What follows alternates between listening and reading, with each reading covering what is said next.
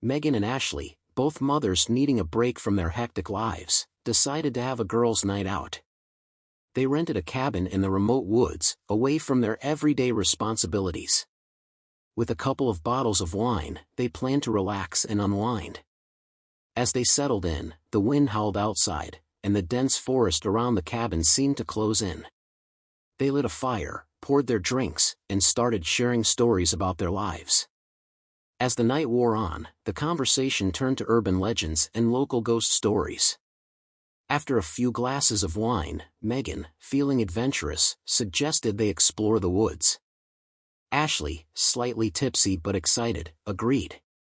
Armed with a flashlight and a bottle of wine, they ventured outside. The forest was eerily silent, the only sound being their laughter and the occasional rustle of leaves. As they walked deeper into the woods, they stumbled upon an old, abandoned well. Curious, Megan leaned over the edge and jokingly called out, "Is anyone down there?" Her voice echoed back, but then they heard something else, a faint, distant cry. Ashley shivered. "Let's go back, Megan. This doesn't feel right." Megan, more intoxicated, insisted on investigating. She shone the flashlight into the well, but the beam barely penetrated the darkness. Suddenly, the flashlight flickered and died, plunging them into darkness. The faint cry grew louder, now unmistakably the sound of a child's voice pleading for help. Panicking, they tried to find their way back to the cabin, but the forest seemed to shift around them, disorienting them. The cries continued, now joined by whispering voices all around them. Ashley stumbled over a root and fell, spilling the wine. As Megan helped her up, they noticed a shadowy figure watching them from the trees. The figure moved closer, and they saw it was a child, pale and expressionless, pointing back toward the well. Terrified, they ran, tripping and stumbling through the underbrush. They burst out of the woods, breathless, and saw the cabin's lights flickering in the distance. They scrambled inside, locking the door behind them.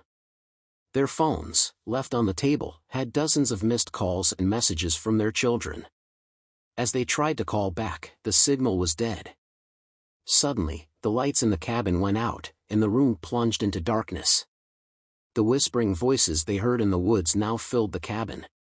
A shadow passed by the window, followed by the sound of footsteps on the porch. Megan and Ashley huddled together, their fear sobering them up. The door creaked open slowly, and the flashlight flickered back on, revealing the same child from the woods standing in the doorway. The child whispered, "You shouldn't have come here."